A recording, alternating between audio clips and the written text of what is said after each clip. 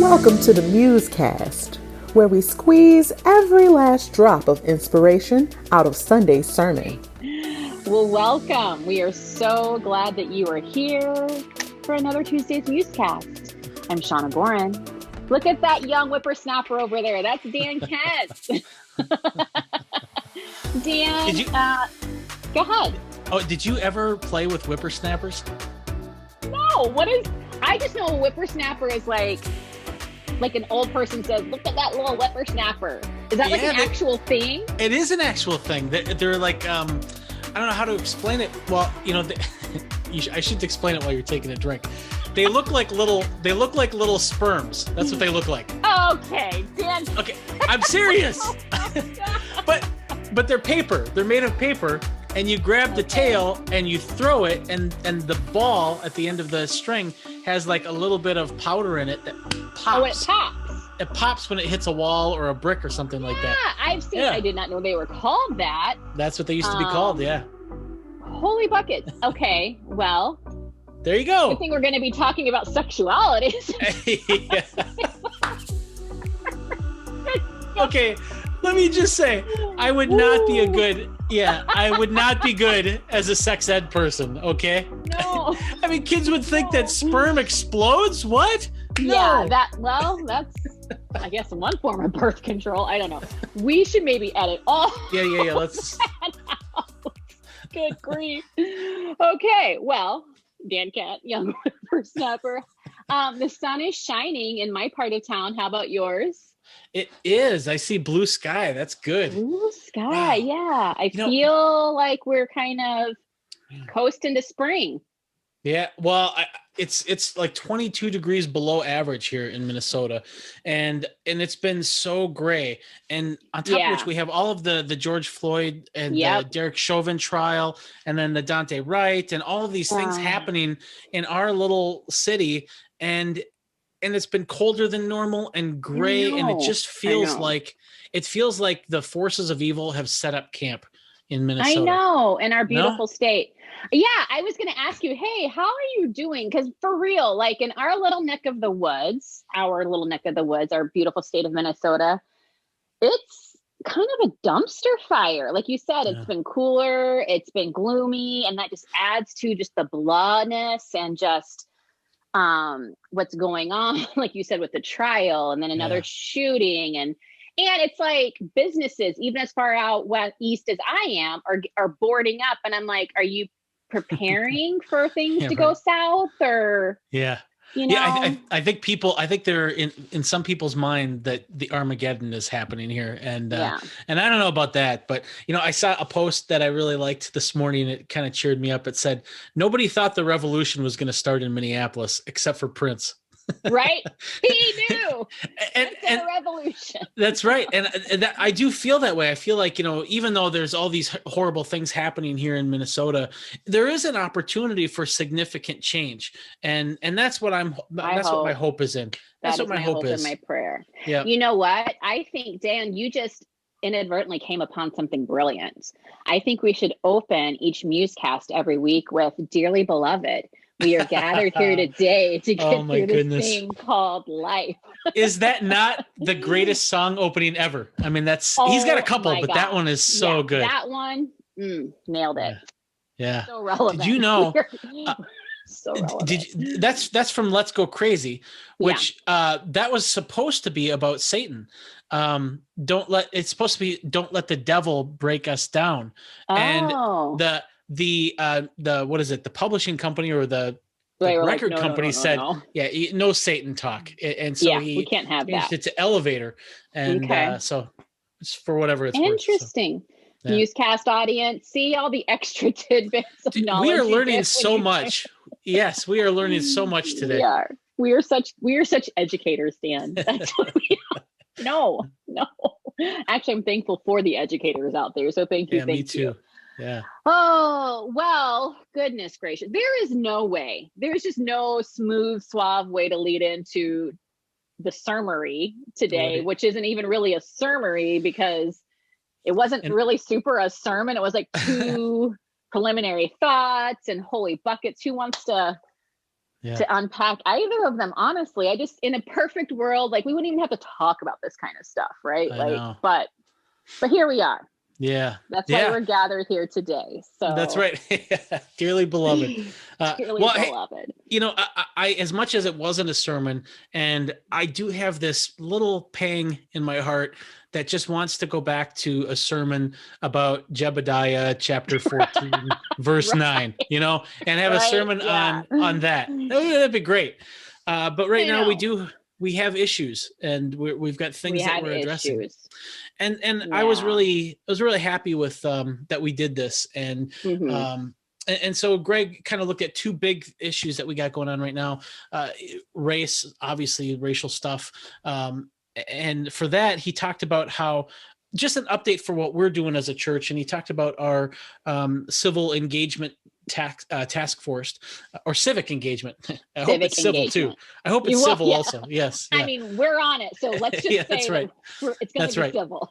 So the civic engagement task force, well, Shawna, I mean, in my opinion, we're basically the Avengers. That's kind of how I view us. So, and I'm very, you're not wrong. Yeah.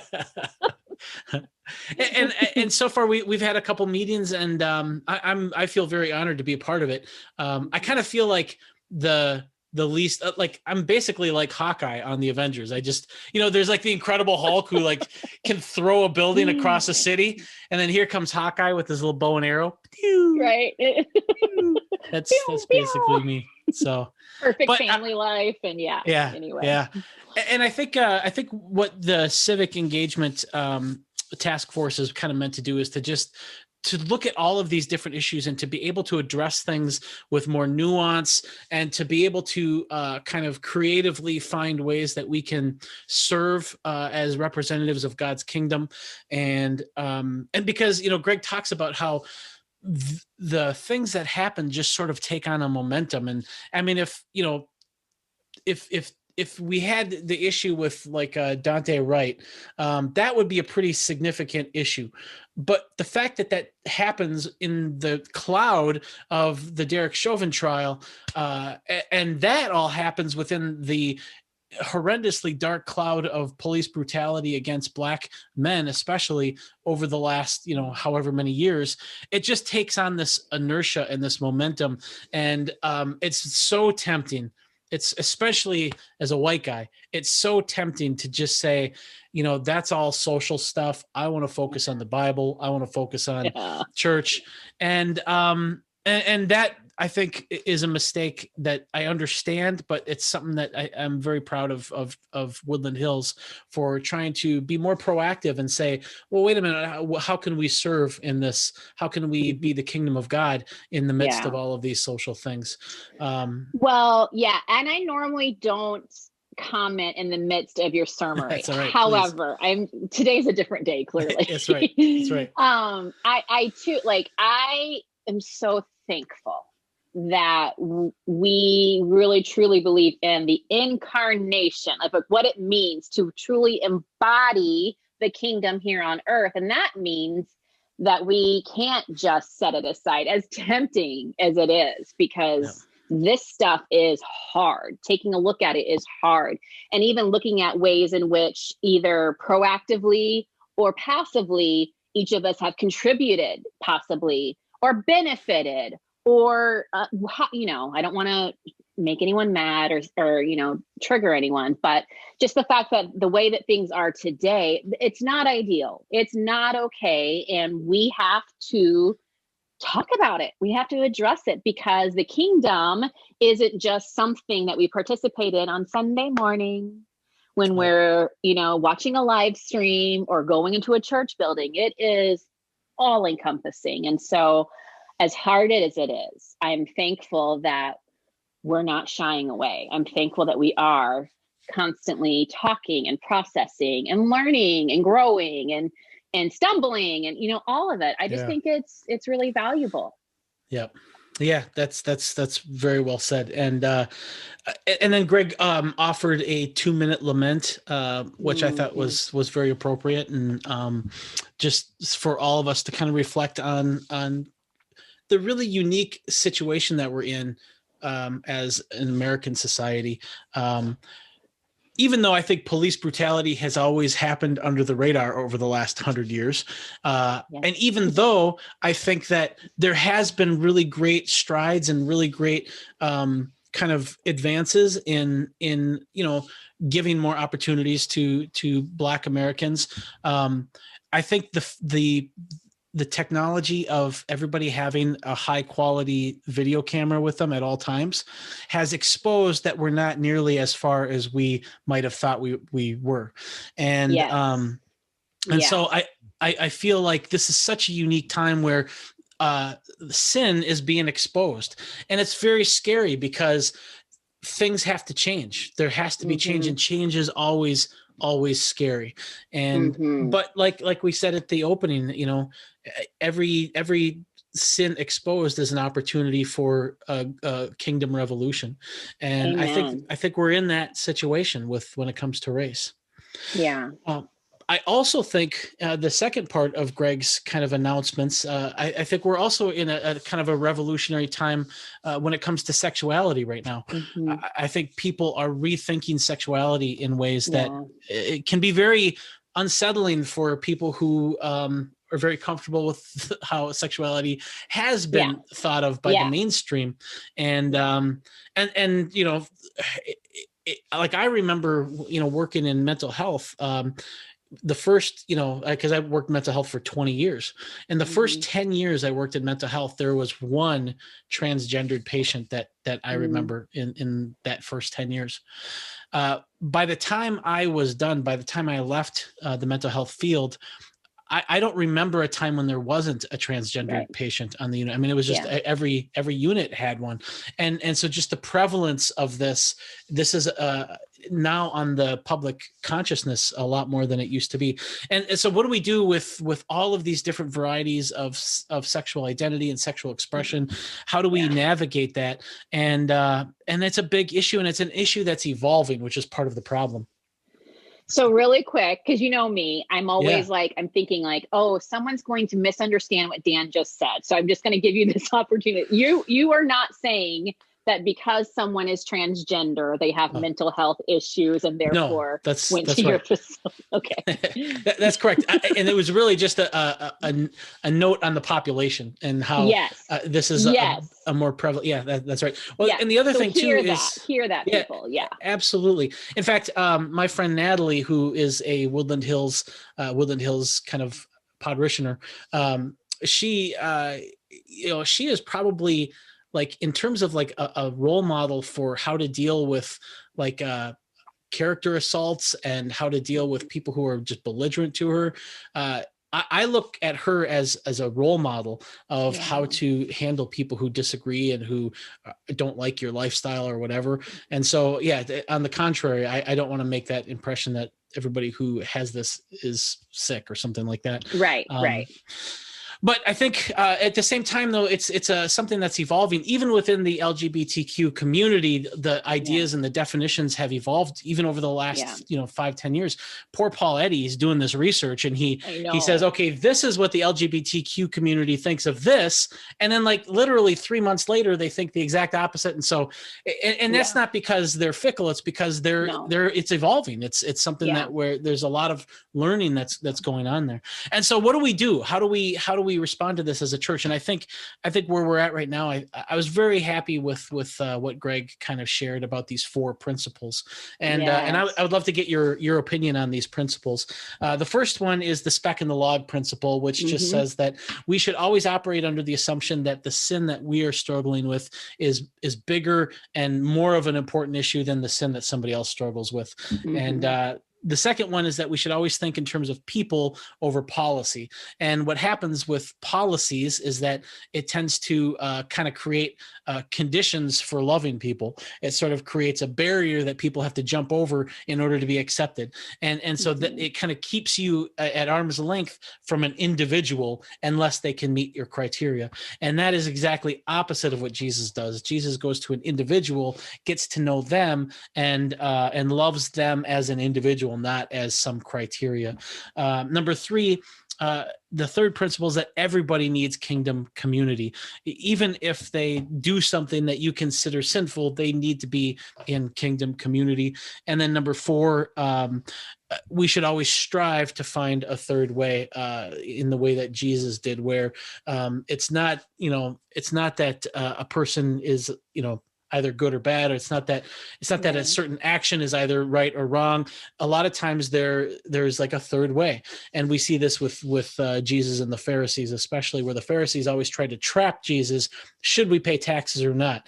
And Jesus responds with this deeper, more profound insight about taxes and about money, and I think he sets a model of this is how we should approach these issues.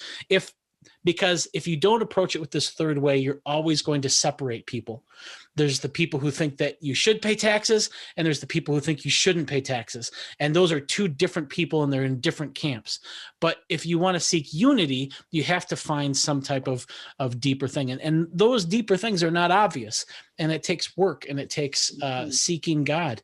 But that's the principle that we should live by. We should pursue that. So those are the 4 principles. What did you think of those? Yeah, I love the 4 principles. I want to back up just a minute and say, in complete transparency, this makes me nervous, because I know that, again, this can be a very polarizing issue. And the fact that it is, that makes me sad. And the reason why Greg brought this up is because those passages that we're about to move into in Matthew, dealing with adultery, and of course, and Jesus is like, hey, it's not just this physical act. If you've had these things going on in your mind, it's the same thing. There's brokenness there. You've sinned. And so whenever we move into this kind of discussion, people are always going to say, so what is your stance on this particular issue? And in this particular issue happens to be the LGBTQ plus community. And I hate that it has to be an issue, but I understand. I understand that those who have been left out or felt unwelcome are curious to know, is this a place where I could be welcome? And those who, like you said earlier, have been very comfortable and have fit within the status quo want to know, how far are you going to go? So I get it. I just, I hate it. I just want to love. Can we just love people? Right. Love people. Yeah. Honestly, that's just where I am. But so that's why I love the principles. I think they were good, and I think those 4 principles can be used applied with anything, right? Absolutely. I just think they're so foundational, and I just think they're really important. And ultimately, I know that people may think I'm naive when I say, can we just love people? But here's my point.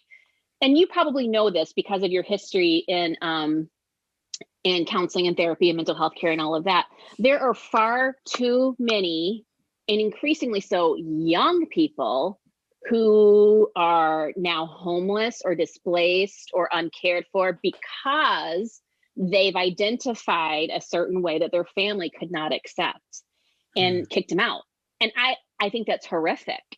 And I just don't think, and this is Shawna's opinion, this is not, I just don't think that that's okay. That's sad to me that people would feel like they have zero belonging even within their own home. And so to think that they would feel that with regards to the church makes me sad, within the kingdom makes me sad. And so I think that's where that people, not policies piece is so vital, because I think we have to remember we are dealing with real humans, real souls, real hearts. And it's not easy to say, you don't belong here. You're too broken. I agree, and that is tragic. In fact, my friend Josiah Haken, who runs a homeless ministry in New York, he talks about how a lot of the homeless youth that he runs into, they were kind of shunned by their family because of their struggles with sexuality, which in my mind is just, it's so I mean, it kind of serves the point of the four principles. It's like really the four principles are like unity first is sort of what all these have in common, because it's interesting how we're always tempted to separate. We're always tempted to disunite. And the speck and the log principle, that's a way for me to not throw you off the edge of the cliff because you have a speck of dust in your eye. And the people over policies always separate, and we should always look at the person first. Who cares if, maybe you're right. Maybe you think that the LGBTQ people, that maybe a person might think that they are all sick and they have serious problems, and that might be right, but you have serious problems too. Yes. And the fact that they have serious problems, that's no reason that they should be homeless. There's no reason that they should feel like they're not loved. And so policies are always contingent love. They're always conditions to love. And by definition, it does not represent agape love. So, I think, I don't know what to do with that, but I think that's why we're kind of still wrestling through this. Absolutely. And that's why like that community discernment piece is so key. And I know that people may feel like we're a broken fiddle, playing that tune, but it's vital. Like the community piece is vital. Like we are not meant to go through any of this alone and processing and discerning. And that log spec thing, I think people just really get upset about that because we just want to like, look there, let's point out all the sin in others and oh goodness, not have to deal with our own stuff.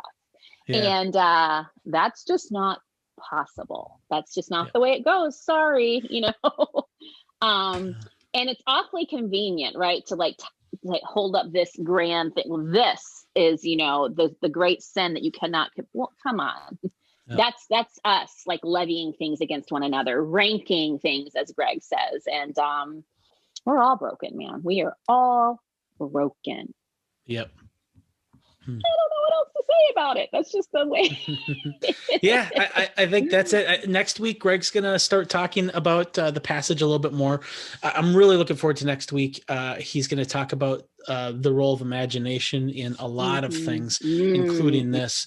And I encourage people to read this passage. It's in Matthew 5. And I think that Jesus is kind of being funny here where, he says, if your eye causes you to sin, gouge it out and throw it away. And the fact that he says, and throw it away is sort of like, that's the tell that he's being like dramatic and funny, because it's like, like if you gouge your eye out, like you're going to care what you're going to do with it.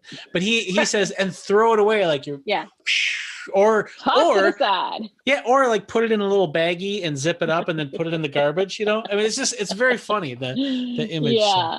It'll be interesting. All I can say is stay tuned, because I think these next few passages are either something that people just go, doesn't pertain to me. I don't have an issue. I'm a faithful person to my partner, whatever. But that's where I love that Jesus says, let's just dig a little deeper before you think you've got this one nipped in the bud. And then you go, oh crap. And not only that, but a lot of times it's those passages that you think, that doesn't really apply to me. That's a lot of times where you find the most revolutionary ideas. And I think just getting a peek at what Greg is working on for next week, I think this could be the case for some people. Amen to that. So stay tuned, you guys. Dan, I'm going to be praying for you. I'm going to be praying for our city. I'm going to be praying for the humans who inhabit this land of ours, because like we said in the beginning, there's a lot going on, and in a lot going on, there's a lot of fear. There's anxiety. There's a lot of brokenness. There's anticipation. It's just like, I was talking to someone earlier and I had said, when you realize your body is tense, like I have to physically tell myself, like, unclench your jaw, Shawna, take deep breaths, because I just find myself like tense, like a variety of times throughout the day.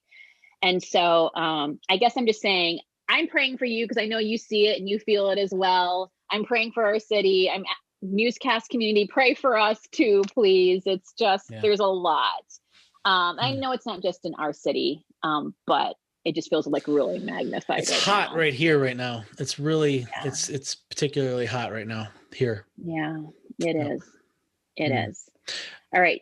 Do you know what my next question is to you? Is it like a final thought? Yeah, good job, Dan. Well, let me just say this. That's how I always start my final thoughts. Let me just say this. And you know what that is? That's me buying time. That's me buying time to think of something. But no, I actually do have something to say. In my kind of evolution as a wannabe activist for racial reconciliation, something that I've noticed as I've shared things to kind of empathize and to support the Black community is some of the reaction that I get from some white people is that they try to downplay the importance of some of the feelings that the Black community has. And I understand that because there's a temptation to say, okay, well, they're blowing this out of proportion. And that's sort of a perspective that I've had. But something that kind of challenged me is to ask this question.